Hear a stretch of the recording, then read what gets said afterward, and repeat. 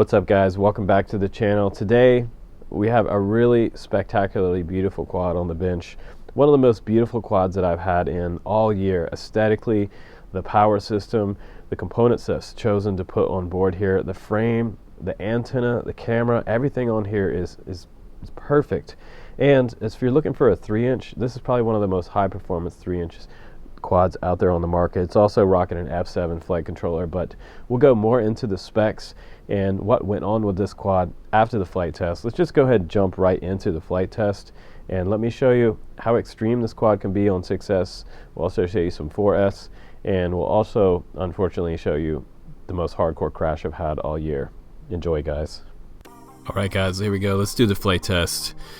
Now we're starting off with a 4S battery. I just kind of want you guys to see what it flies like on a 4S battery, because some of you guys are probably going to ask that question, can it fly on a 4S? Yeah, it can fly on a 4S, and you'll still get pretty good performance out of it with a 4S battery. But where this quad really shines obviously is the 6S battery. You're going to have tons and tons of high-end throttle, but you can still power loop it no problem on a 4S battery.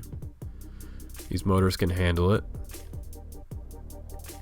Back up around this tree, and I have plenty of control even on 4S. It doesn't feel underpowered, which is really cool. So you can fly it on 4 and 6S. The control feels really nice. I think that one of the best things about this quad is that it's been flown by so many people and so many reviewers that we're now at the point where the tune is really good on here. Whatever tune it is, whether they chose to use mine, there goes a little kissing the leaves below the tree on the ground. Whether they used my tune or somebody else's, the tune is exceptional.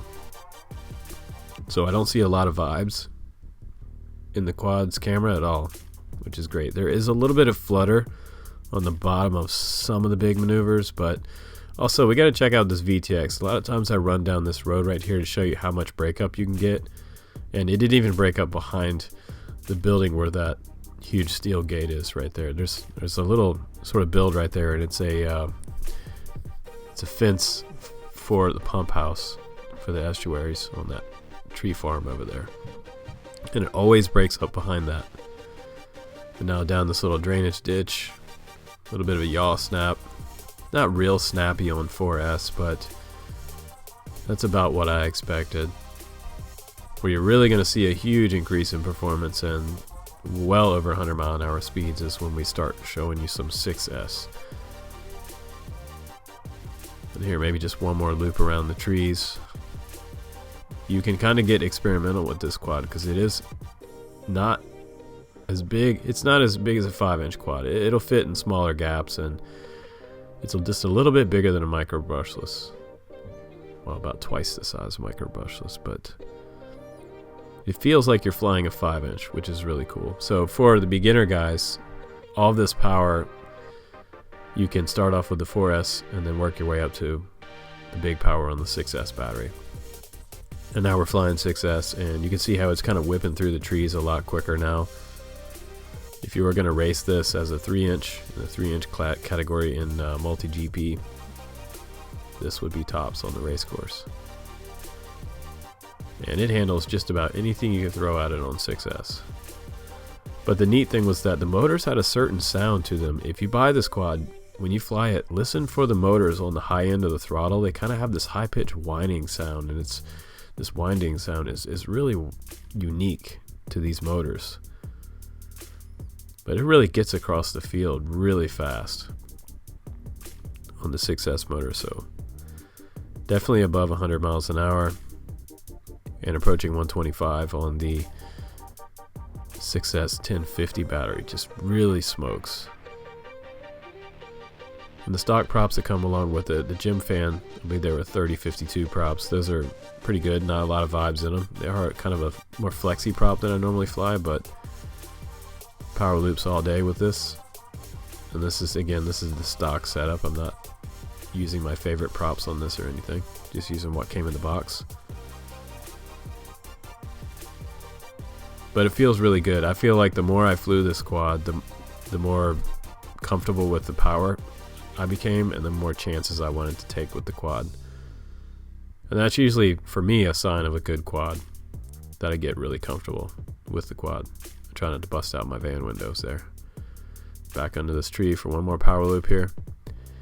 And coming up, I push you can see the battery's already at the bottom end right here. I should be pretty much landing at this point, but I decided to kind of do a couple more loops because so much fun. And another loop and another loop. And when you get down below 22 volt on a 6S battery, it's time to land. And for some reason I was just so excited and having so much fun with the power, even can save itself right there. I just kind of kept going with this battery. It was crazy. That was my reaction after a couple. But here's the last part of that battery. And you will see it tank out right about there. It done. And we hit the concrete. Camera popped off the top. I broke pretty much everything on this quad. And the motors survived, thank God. The motors didn't snag up on the bells. Both standoffs in the back bent. 20 by 20 metal standoffs bent. Both posts in the back. And a broken arm. Alright guys, welcome back from the flight test. Man, was that the craziest crash of the year or what? I broke pretty much everything on here, even the arm of the unibody frame.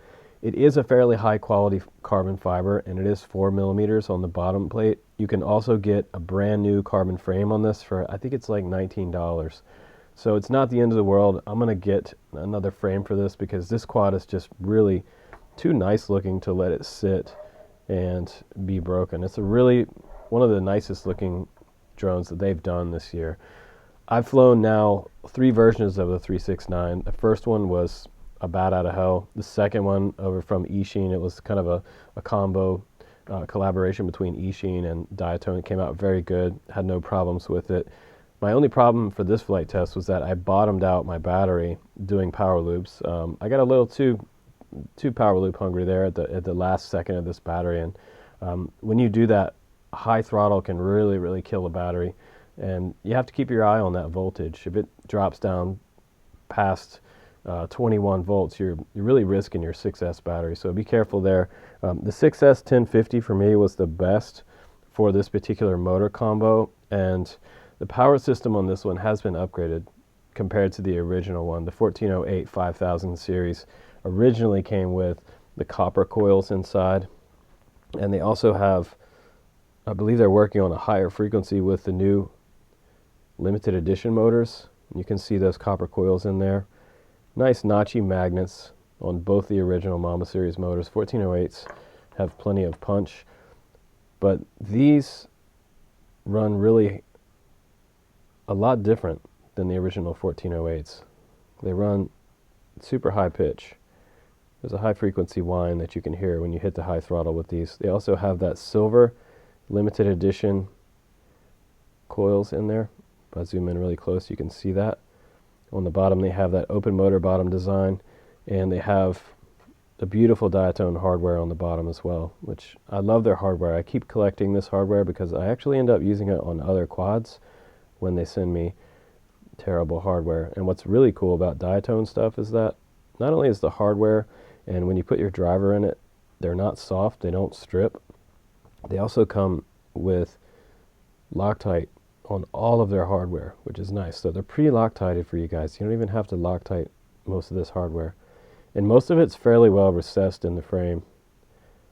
But I'm not surprised that during that crash, I did break an arm on this quad. Again, probably one of the worst crashes of the year. But I'm happy that they used the TBS Unified Pro Nano on here. Really nice VTX, and you can see, go back and look at the flight footage, and it was a really nice video transmission back to my goggles. They have a full-size capacitor back here. They ran the larger XT60 connector instead of the XT30, which I think is a good choice because most of my 6S batteries have these XT60 connectors. And we also have the F722 Mamba series flight controller here with that gold USB port right there for Betaflight. And the firmware, I believe, was F722 inside Betaflight. And we have 35 amp ESCs running D-Shot, of course. Super nice. There's also black box data storage on the flight controller, 16 megabytes worth of black box for you guys that use black box for your data collection.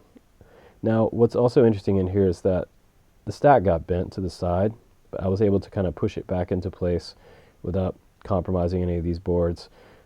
These are steel posts going up through all of this dampening here. They're dampened from the top to the bottom. And again, if you're going to take these apart to fix anything or pull anything off, you want to make sure that you do that with a towel underneath this, because all of these little rubber grommet standoffs they'll bounce to the floor. I've done that a bunch of times. And probably one of my favorite things about this quad particularly is the camera that they chose. They got the Foxeer Predator version 4 on here, so version 4 is here already, and that's a micro size cam inside that canopy. The purple canopy is just crazy cool. Decent camera protection, and I gotta say that the original canopy did not break up in the front right here. When it went in for that really hard crash, it broke back here and underneath, but it protected the camera all the way around, so good camera protection even on a concrete crash. The camera survived, and this is the same camera and it still works, which is good news for you guys. I also have to make a comment about the TBS antenna that they choose to put on here. These are really, really nice. If you have never used one before, they do have a UFL connector there. Right inside there, it just snaps on, and most of the time these do not come off. And they have a TPU mount on here as well. This is a nice brace, and this obviously did not get broken. It has a little bit of scratch on it, some scuffing on one side, but it came back in one piece. So it's a fairly durable antenna, because this smashed down on the concrete head first, and that antenna survived. So TBS antennas, definitely high marks on those. And the laser canopy, that's what this one's called by Diatone. It's not the most durable canopy in the world, so that's one caveat about this entire thing, but it did a pretty good job in protecting everything in that 100-foot plus fall. Really devastating crash. What I also think is kind of cool is that they do have a plug in the box.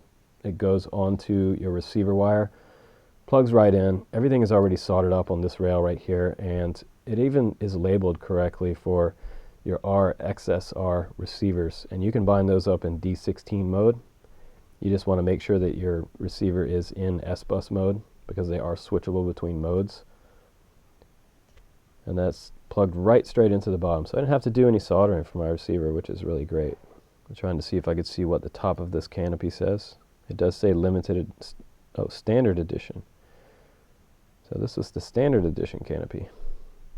And those canopies are only like $5, so it's not a big deal if you break one. You could probably buy a spare. I'd recommend buying a spare if you decide to buy this quad right here. But let's go ahead now and let's put it on the scale. So the quad itself is 148.5 grams, and that's without the battery.